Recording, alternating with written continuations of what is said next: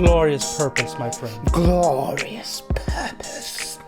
That was such a crazy episode. Hello, everybody. This is the Bodacious Rant with, the handsome Burn and Rye. More Ryan than, Burn. Okay. Anyways, yeah, I'm petty. Anyways, today we're going to talk about Loki episode 4. No, episode 5, I'm right? Or episode 5. It's episode 5. I'm sorry, I'm still on last week a little bit. But episode 5, which, oh man, this is the penultimate episode, if I'm using that word right. Because we only got one more after this, which ends next week. Oh, so no, mash, please.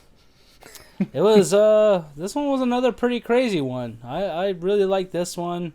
I don't know if it's my favorite one of the season, but it was really, again, another great out of the one, park. for sure. Yeah. Another winner for this one. Also, this is a spoiler episode, so just a heads up, we are going to be talking about some stuff. We don't want to spoil it for you, unless you want to be. So if you haven't seen it yet, check us out, after the fact. Definitely watch this one because it's heating up. We're cooking with fire here. So. Oh yeah, it's almost done. It's in the oven right now. There's like a few minutes left, and you peek again, and you're like, ooh, it's almost ready. Sometimes I do it, but I worry that my eyes will melt, kind of like in Indiana Jones. That's just me. Oh yeah, just the face melt. Just I'm just being dumb. Anyways, so this one was just full of again, we knew that this is all with the timeline. There's multiple variants and stuff, but I didn't really expect to get this many right out of the gate. You know what I mean? So that was really cool when he wakes up to the future Loki, who's played by, what's that actor's name from Logan and stuff? Richard Grant. It is Richard Grant. I wasn't sure. Richard Grant. We have that kid who plays Kid Loki, and then that one actor. I don't know who plays him though. I recognize him. Oh, I've seen him. I just don't remember his name, and that sucks. But I liked him as an actor. And then we have Alligator Loki, which everyone's still kind of surprised. Like, wait, that thing's a Loki? It's like, yeah, he's green and he's got the helmet, right? It's like, I guess, yeah. That Alligator Loki might be the secret MVP of the season. This episode he didn't say anything, but he was great the whole time. Just seeing him, he had just such a lifeless face, but it said everything in every scene, so that was good. This one was also just full of Easter eggs too, because we find out that Loki and anyone who's been pruned essentially is sent to the end of time, I guess, which is almost like an ongoing thing because there is no definite end of time yet, which is kind of an interesting concept in my opinion, where it's like, oh well, I mean technically it's an apocalypse, but it's everybody's apocalypse. It doesn't matter. And it's like, okay. So that was a little confusing for me a little bit, but at the same time, I'm like, you know what? I'll figure this out later. I'm not going to rush into it. Yeah, it's a pretty interesting concept to think about where what they call it, the void, is just, like you said, it's just the end of time. Like, this is where all the timeline, I guess, converges and there's just nothing past it, which is, again, like you said, like if you put your mind to it too much, it's just like, it just hurts the brain. You're just like, oh, what? Yeah, and it kind of reminded me of Land of the Lost a little bit, where it's like everything that's been found by the TVA just ends up there, especially because of that one scene where you see that whole battleship crash down, and Eliath, that giant, Fantastic Four Galactus-looking thing, just sweeps through, and it's all dusted essentially. So that kind of reminded me of that, where it's like, oh, Land of the Lost, like, Matt Lauer can suck it! Woohoo! Do you believe? That's so dumb and childish. Then he starts singing along. But anyways, like I said, I liked all the Easter eggs. Like, you see Thanos' helicopter from the comics. Yeah. You see... the Frog Thor. Well, no, you see, that was super sad because he just can't get to Mjolnir and he's stuck in a jar on the ground. He's stuck in the jar, poor guy. That's a fate worse than death. That's horrible. And we also see, Yellow Jacket's helmet stuck in the ground somewhere. Oh, you did? Dang, cool. I didn't catch that. I'll need to go look at that again. But it was giant, though, so it wasn't miniature or regular size, which I thought was interesting. So that was kind of cool. But yeah, I just love how all the Lokis are like, yeah, we just survived. That's all we do here. There's nothing else to do. Like, what do you would expect? And the kid, and I love how the kid's the ringleader of the group. Is like, why is the child the leader? He's like, because I killed Thor. It was like, yeah, it's like, oh man, you a bad kid. Damn, like Kid Thor is a bit of a hustler already. Like, damn, that's that was a little cold, but It's a little gangster. Chock full of stuff. And I love Sylvie still, on the TVA, basically interrogating Ravonna, just like trying to beat it out of her. But I guess it really just turns out Ravonna doesn't know any better. She just loves the power, which makes me hate her much, but love her at the same time. Like Gugu Mbatha Raw, she's such a good villain in this show, but it's like, oh, I hate you so much right now. Like, yeah, damn it. It is kind of like an interesting villain where she was also duped into thinking that the timekeepers were real. But it's so crazy for to see her trying to hang on to the establishment. I guess because that's really all she knows, and it would be interesting to see why, what are her intentions now that she's trying to look for who's actually behind the whole TVA. What is she gonna do when she gets there? What is her motivation? We know Sylvie wants to kill whoever's whoever's in charge of the whole thing, but what does Ravonna want now? And I think that will be interesting to see play out next episode. I'm going to give you my thoughts on that after, when we're all done talking about it. But, and the other thing I loved is that Mobius came back. I was so heartbroken last episode, but the fact that he was in a little pizza delivery car, I was like, what? That's what you're trying? For a second, I was like, it's Pizza Planet. But no, it wasn't. It wasn't Pizza Planet. I wish. That would be a really cool thing if they did do that, but it'd also be so Disney, now Toy Story is involved, and where's Woody and where's Buzz? It would just lead a whole thing, but Pizza Planet would be cool to have. Sylvie just self-pruning herself, and now you can kind of see the TVA beginning to implode. When she got cornered, but then she pruned herself. The other time, time hunters, the Minutemen were like, she pruned herself? No one's ever done that before. Mm-hmm. And she's like, well, good, she's dead then. We don't have to worry about it. But you could tell those extras played off a good thing where it's like, wait, is that it? You already can sense that there's something going on. And then when she goes to Hunter B-15 in her cell, she's calling her out on it too, you don't care the timekeeper. You don't care who's in charge of this. She's basically saying, yeah, you love this much more than anybody. You just want to keep it. But essentially, yeah, I think that's what she was trying to get at. Like I said, she's kind of been the establishment is all she knows really, and that's something she wants to hang on to. And since she's in a powerful position, why not? Yeah. The only thing I will say I was disappointed in this episode was just when the Lokis are all hanging out their hideout, telling each other their stories of, boastful Loki supposedly getting the 6 stones, killing off the Avengers. Mm-hmm. And it's clearly you're full of shit, dude. Yeah. No one believes that. There's no way you did. Yeah, there's no way that's possible. And how Richard Grant's Loki, how he's dressed in the old school comic look, that his life went perfectly fine except for Thanos, and instead of trying to stab him, he just he hid behind, kind of what you would expect Loki to do, but which is what a lot of people were speculating, when it all happened, when Infinity War happened. I know a lot of people were like, wait, what if Loki's not dead? What if it was just a projection that he did? And it turns out that he basically was the conspiracy that I did a projection so real that fooled the Mad Titan. Yeah, okay. And then he just kind of lived life in solitary, which he couldn't live with anymore. And as soon as he wanted to go back to see his brother, that's when the TVA stepped in. And I like what he said, how they're meant to be the god of outcasts, because they're just meant to be alone and just losers essentially. And I was like, oh man, that's sad. Well, it's kind of just like that last in the last episode, that whole loop with Lady Sif is that you're alone and you'll always be alone. Mm-hmm. And that's kind of what these Lokis have confirmed. We're survivors. We're supposed to be alone. That's just the way we are. Mm-hmm. Or at least that's what the TV has allowed them to be. Essentially, anytime they try to be more than that, it seems like the TVA steps in and stops them. True, just because with Sylvie this whole season, we've seen that she's definitely not like them, and he says yeah, she's different from us, but I trust her more than anybody, even you guys. It's interesting. Okay, we'll go with that. Mm-hmm. But the thing I was disappointed in was just the President Loki look. I was hoping that was gonna be for our Loki, he was gonna get a suit with the horns, but instead it's just another variant, which was actually, as much as I was disappointed by it, was one of the funniest scenes I've seen in this show. Just because my God, it was great. All the Lokis turn on each other. It's what? Are you guys this stupid?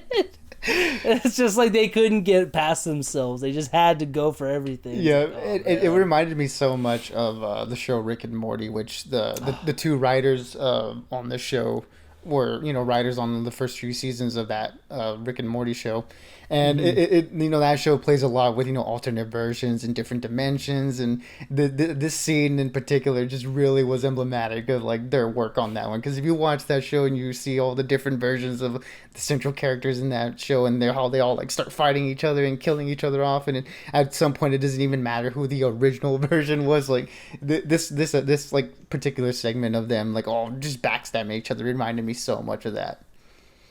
Yeah, I've never seen Rick and Morty. I know I've been told I should get into it.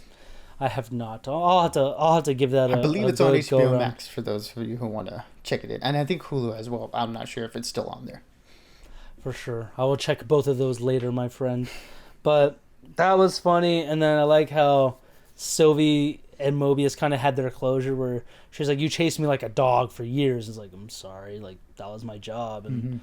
And I mean, he makes that point. He's like, well, when you're given something so serious, like trying to protect the timeline and all of existence, like you're willing to do what you got to do. And it's like, okay, when you put it that way, I totally get it. Like, okay, that's fair. It's like when he thought that the ends justified the means, but he didn't. He didn't think to consider like the lives that he was destroying or potentially stopping from continuing. It was like, I like that he had that moment of just like reevaluating everything he's done to that point. And Owen Wilson has been doing such a great job in the show so far.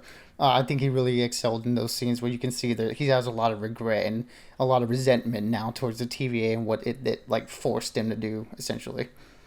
Yeah, I mean, Richard Grant's Loki was just like, you would turn against the thing you've been fighting for your whole life, like, and we don't even know how long he's been there for. Supposedly probably a long time, just because he thought he was made for the TVA. But he's like, well, his answer is basically like, yeah, I mean, you gotta change sometime, right? Like, basically because he realized, like, yeah, they fucked me over. They took me for my life. Of course I want to tear him down. So, and then Sylvie, when she, prunes herself, gets there.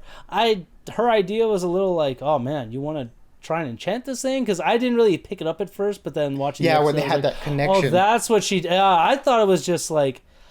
I thought there was a way for her to like just do some. I don't know. I didn't get it at first, but then we started talking. I was like, "Oh, that's what that was. I get it. Okay, so that makes sense." So yeah, like I said, I'm excited. That was really cool to see like her plan kind of come to fruition. Where, near the end, they're like, "Okay, you guys go your way. We'll go our way. The old Loki stay here. Sylvie and our Loki are gonna try and enchant the thing." And Mobius is like, I'm gonna go to the TVA. Like, I'll see you guys there, or hopefully they'll all take down the TVA together. I don't know. I think that was. I don't know if that was like concluded that they were gonna do that. Right? They were just they're going their separate paths essentially still. Right?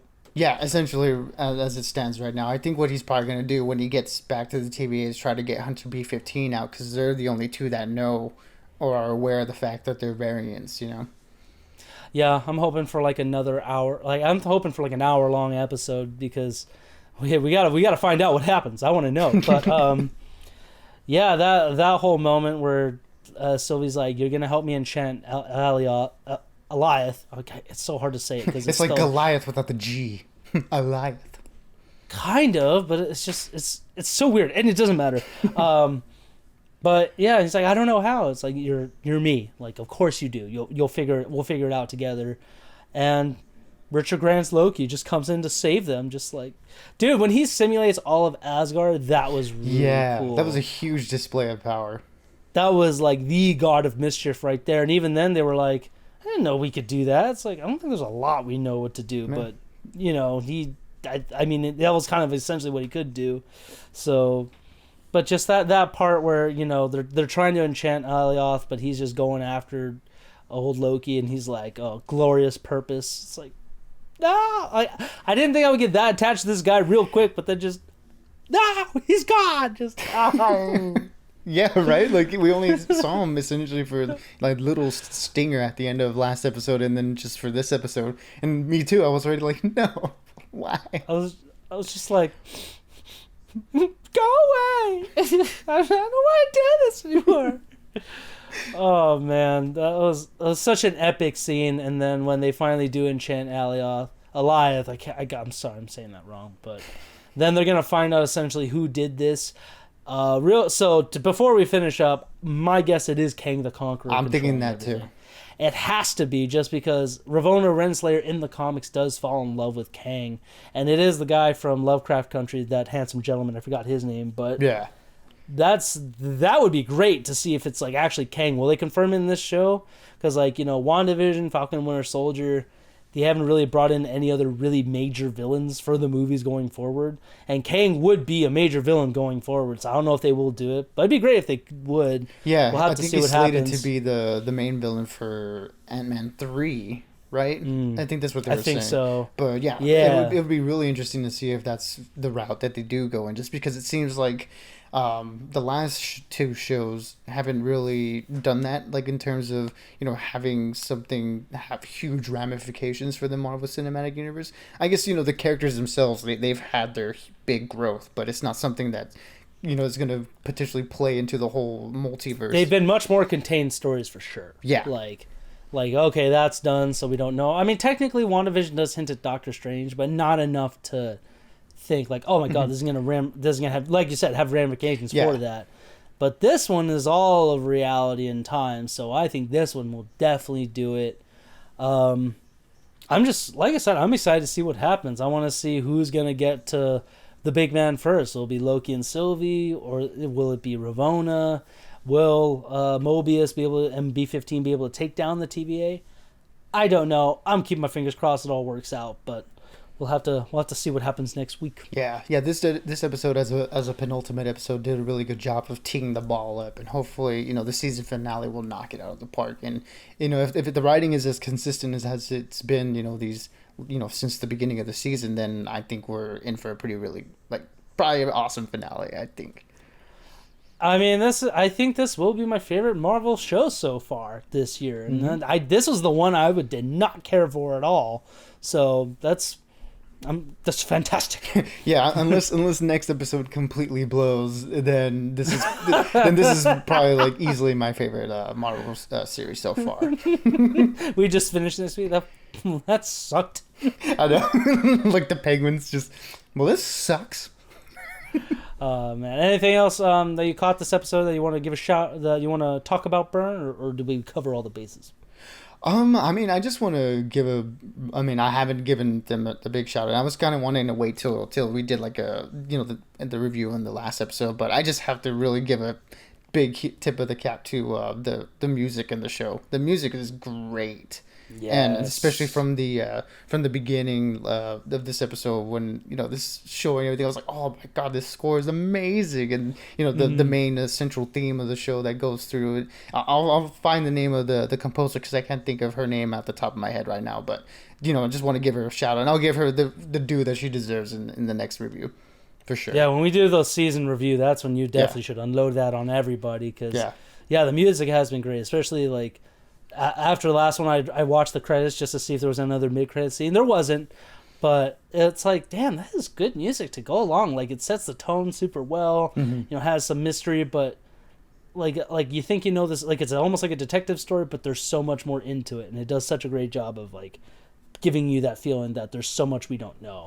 So yeah, I really like that. But ladies and gentlemen, like I said, that's the end of our spoiler episode. Anything you guys caught, that'd be great. Let us know in the comments. Share this, let's keep the conversation rolling. Who do you guys think it'll be as the one who created the TVA? Are there timekeepers, or is it Kang the Conqueror, or is it some random ass character that we don't know? Finally Mephisto. Oh my god. No, bring on Mephisto. We're not doing Mephisto. We're not doing it. All right, my dude. I will talk to you later, and everybody stay bodacious and keep on ranting. Exactly, everybody. We'll see you on the next and last one of Loki. Absolutely.